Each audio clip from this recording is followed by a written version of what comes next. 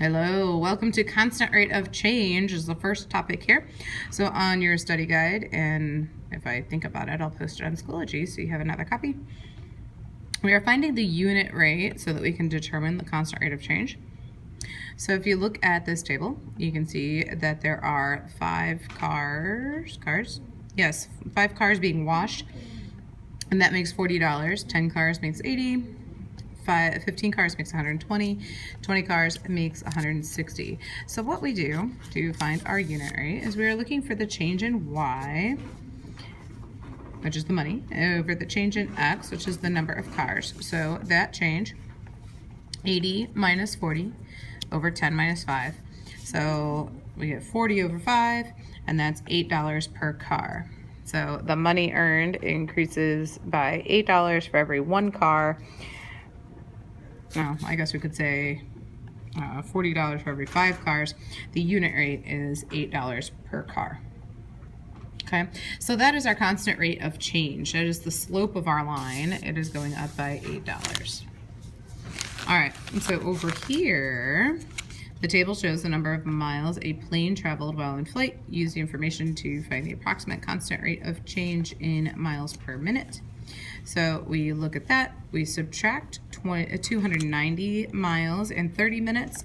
So if you find the unit rate, 9.7 per minute. So 9.7 miles per minute, about 10 miles per minute would be fine as well. It does say approximate. All right, how about this one? The table shows the number of people that buses can transport. Use the table to find the constant rate of change in people per bus. So we need to subtract the number of people, subtract the buses. So the 216 minus 144, 3 minus 2, so 72 people per bus. So those are our proportional amounts, our unit rates. It represents our constant rate of change. All right, on the back side of that paper, we can also use the graph. So I picked those 2 points there. I would love to use the one with the 0, but I decided to go with the dots that they labeled. So at 9 o'clock, it was 30 candy bars. At 8 o'clock, it was 25 candy bars. So we find our difference, 5 over 1, 5 candy bars per hour. There's a whole bunch of space down here for us to write more stuff, but I just subtracted and figured it out. So hopefully that makes sense to you as well. That is going up 5 candy bars every hour. All right. So if we look at this one over here, we pick our 2 points. I picked 175 and 270. I subtracted. Notice that I've got 75 minus 70 is 5, but 1 minus 2 is -1. So it's important that you put them in the correct order, that I have my first set of coordinates here, my second set of coordinates here. Could have reversed it and gotten a -5 on the top and a +1, but whatever. So our slope is -5. It's going down 5 degrees per hour. All right, looking at example number 2, I picked the 2 coordinates 2, 6 and 4, 12. I subtracted to get 6 over 2 or 3 over 1. It's 3 pounds of meat per person. All right, so feel free to go back and look these over if I just went way too fast. And, 2 pages in almost 3 minutes, 4 minutes. Okay, next part. All right, so the 4 types of slope. I love this diagram. I think it's pretty helpful, and hopefully I've also given you the foldable. Maybe not, I don't know. This is circle thing shows the different types of slope. So we've got positive slope, it's going up to the right. We've got negative slope going down to the right. All right, then our 0 slope is a horizontal line. Our undefined slope is a vertical line. Can't divide by 0. You all know if you ask Siri, she'll yell at you about it. All right, so the steepness of a line is called the slope. And you can see the diagram over here on the right-hand side. Those are slope triangles. We have a lab like that. So there's little different images there. The letter we use for slope is a lowercase m. Why? Because it's a French word for monter, right? Yeah, monter. It means to rise or climb. Okay. So we're looking at it as rise over run, the change in y over the change in x, so rise over the run. So I keep debating, should I say that it is starting to the right or starting to the left? I wrote right, then I changed my mind that it should be left. So if you go up, it's a positive. If you go down, it's negative. The run going to the right is positive, going to the left is negative. So this line goes up 2 and 5 to the right. So we have positive 2 over positive 5. The slope is 2/5. Okay. So down below here, we have the slopes of these different lines. So you can go ahead and look at those rises over runs, give those a whirl, and then check your answers. So pause. Okay. So the first one, it is going down 3/4 to the right. So that is a negative 3/4 slope. This one is going up 5, 1 to the right, so that's a slope of 5. We reduce that, or simplify that, so we get rid of the 1. This one is going up 2 over 4, so we would simplify that to 1/2. And this one is going down 4, 1 to the right, so we would say the slope is negative 4. All right, so our last section here is direct variation. That's the back. Okay, turn the page. I can figure this out. All right, so John gets his first job working at an ice cream shop because he loves ice cream. Hope he still loves ice cream when he's done. All right, $9 an hour. We're supposed to fill in the table for 0 to 6 and then graph it and see what we get. So there's my table, multiples of 9. So we got to make sure we label our graph. It's John's income, his money earned is the y-axis, and the hours worked is the x-axis. So when I graph my coordinates there, this lovely line, it is a positive slope. It is a straight line. It goes through 0, 0. The slope is 9. It's going up 9 over 1 for every hour. The x increases as the y increases. So this is called direct variation.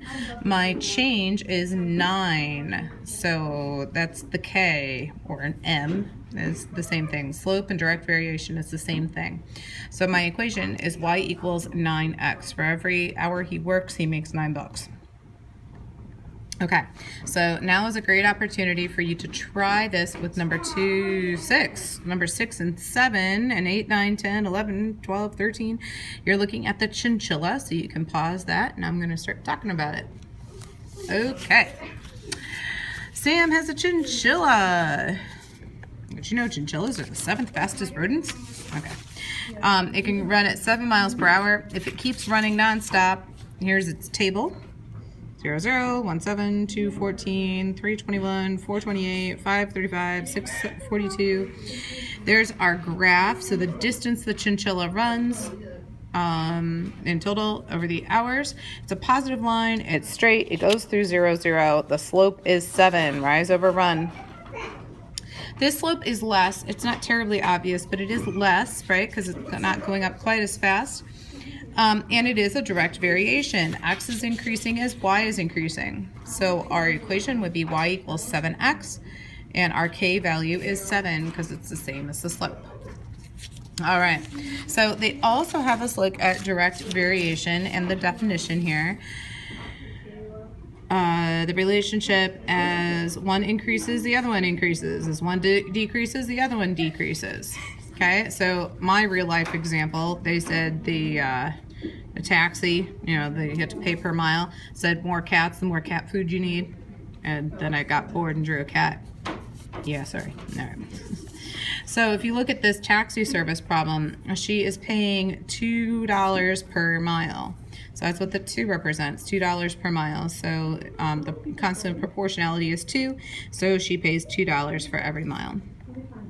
All right, writing the direct variation equation, if we look at y over x, that means that k is going to be negative 1/4. If we then write an equation with it, y equals negative 1/4 x, we can substitute the x value of 7, and so y should be negative 1 3/4, in theory. Okay? I'm not going to ask you to do those. All right, so if you'd like to try these last couple, Is this a direct variation? So if you look at the Skateland, $4 per hour plus $3 for skate rental, and that means that I did this incorrectly. Well, phooey. All right. So my error is that this should be $11 for 2 hours, and then that's $15 for 3 hours. And $19 for 4 hours. So that's going to change my graph a little bit. Let me change colors so I can fix that. I read it backwards. So 7, then 11, then 15, and then this one's gonna come, off the graph. So it goes actually like that.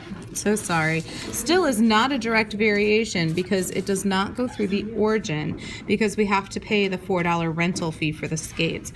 Our equation would be y equals 4x plus 3. So as soon as we add something, add that y-intercept, that it's more than 0 or less than 0, then we're going to not have a direct variation. It is not proportional. But if we look here at our Pokemon cards, $3 for 2 packs. 1 pack would be $1.50. 2 packs would be $3. 3 packs would be $4.50. 4 packs is $6. That does make it a direct variation because it's equal growth, and 0 packs is $0. All right, so hopefully that all makes sense, those definitions, and you are able to calculate those, and we will work on slope tomorrow. Have a good one.